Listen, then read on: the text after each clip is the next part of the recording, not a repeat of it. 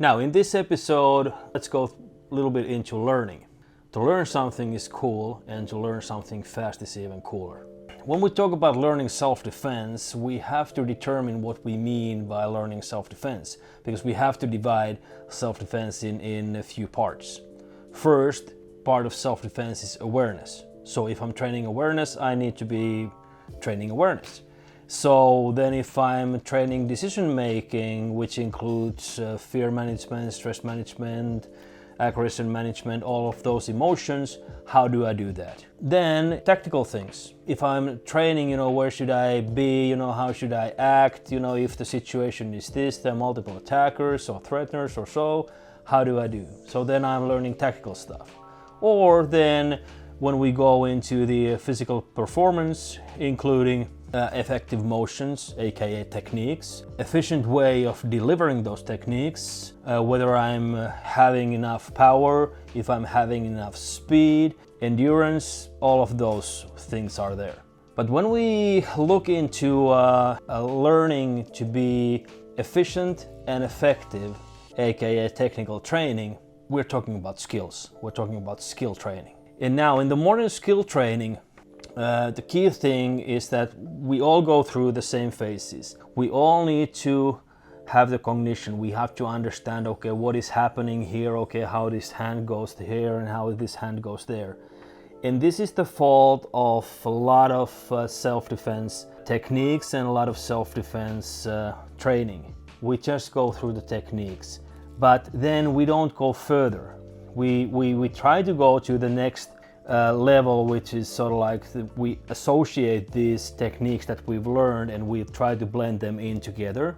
But then comes the next part.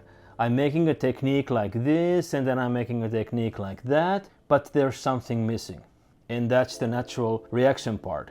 We tend to forget that still those stress, fear, aggression management things are there. We are very much feeling what we are doing. So if I'm making sort of like art type of movement and I'm always with straight back and straight this, good lighting and stuff like that, I'm not actually learning self-defense. I'm learning movements that I will definitely not repeat in real life. I have to bring in this emotional part to the training. When we are putting some technique to our brain, because the brain tells to the muscles what it must do. With the cognition, we are trying to say, okay, this is how the movement goes. And now when we put it, all right, let's think that, hey, now you just got scared and now you are in a very, very grounded thing. You are here and now do the technique from this position. Now when we go to the phase of cognition, we have to take into consideration that, hey, we are training them not straight back it like this, but we are training them from here. We are a little bit scared, we are a little bit agitated, and we are also losing our fine motor skills. We're not thinking straight anymore. We have tunnel vision and everything like this. And this is hard. And that's why most of the self-defense training is done with, okay, let's do the technique like this, then you do this and this and this. The person does this, then you do this and this and this. What this does to our focus on training? We start to look at what that person is doing. And in real life, if you look at what the person is doing, you are not prepared to do anything, because the first hit is already done. It's all you already sucked it in. You have to start to react to the smallest things there are. And that means that when we go into practicing this and we do block type of training, you can look that up, block type of training, we do certain techniques in a block, okay, let's do this and this and this. It's also a part of sort of like a deliberate training that we deliberately just repeat and repeat and repeat what we've done. If we repeat this technique from wrong position or from the wrong mental state of mind, we are not actually learning the real thing. We are learning something, but we're not getting good at the right thing. Next phase, when we have done the deliberate training, we've done it from the right emotional place and from the right physical place, and now we start to get it running. Then it's time to do some resistance there. So now you see 99% of the self-defense videos where attacker, it's let's say that I would be punching you with this pen, I'm doing like this and my punch is here.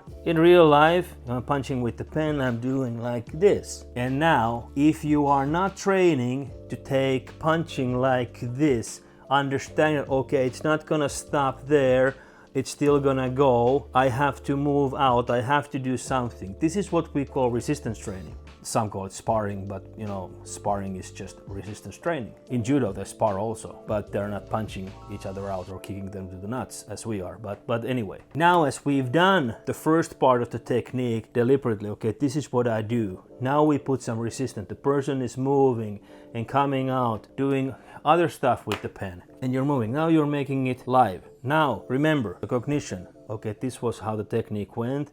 I know like moving outside here, I know how to block here, I know how to kick there. Association part, or the associative part, where we put these things together. Also, it comes live, it's immediately there.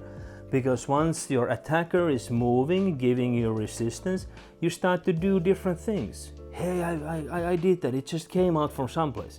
Yeah, it came from your deliberate practice when you were doing blocking like this, perhaps then kicking and so and so. All right, now we have done a lot of stuff in technical part. Now it's time to take other parts. We can take tactical part and we can take the fear management and other stress management and decision making parts there with us. And it's called scenario training. So let's play out. You turn around from someplace and now you have the problem at your hand. You have to take notice, you have to know where to look, where to move. What are your decisions to do? Or are you just standing there and waiting for them to make an initial attack?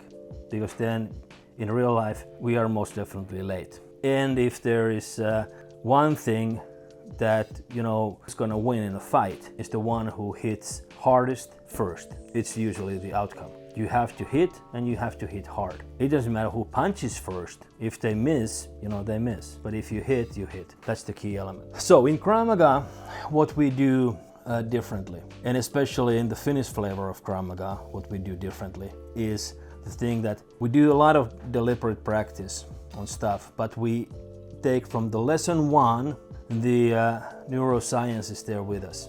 We take the thing, okay, now you're scared, do this. And if the person is not scared, we have helpful coaches who come behind you and say, if you don't feel like you're scared, you know, I'm just gonna smack you to the back of your head. And everybody's here. So, you know, do the simulation. Once we take you through the associative part, so cognition comes here. We start from the court position. This is what's gonna happen to you. This is where you should start training from. And now when you start putting stuff together, and then we go into building the scenarios, how you're actually surviving. This is what made us do the KravMagaCoach.com, our online training platform, because all of the techniques that are there sound like basic Krav Maga, but everything is trained with neuroscience built in it. So we're not just making, okay, you know, there's a straight punch, do this and that. It also might be, you know, something else. It doesn't matter to attack. What is important is that how do you react to that attack? And in every technique, we are talking about this. And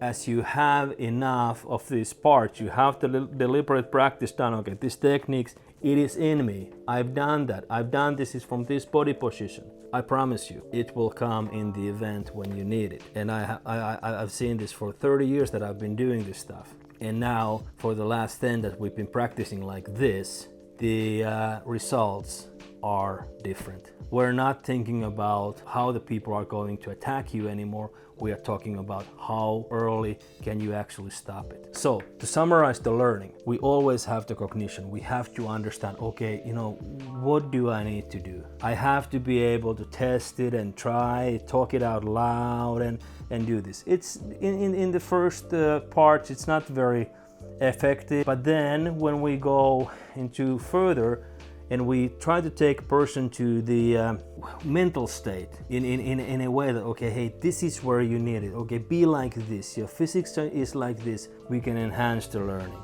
a lot and we can make it work from that body position from that stance. Okay, this is what you can actually do. Don't try to do this because it's impossible to do from that body position. And then go into testing that. Do resistance training with a partner. And just like a person is coming at you with this speed, first you can be faster because you will be faster. It's your cognition that is working. You are trying to associate one technique to another, and then you are very close to sparring. And now then you can just make it a scenario. Just build a scenario. Okay, this is what a person is now doing. And if you are out of ideas, I'm sure that YouTube is full of ideas. So those are my thoughts about learning and how to speed it up a lot. If you like the content, just please press like, subscribe.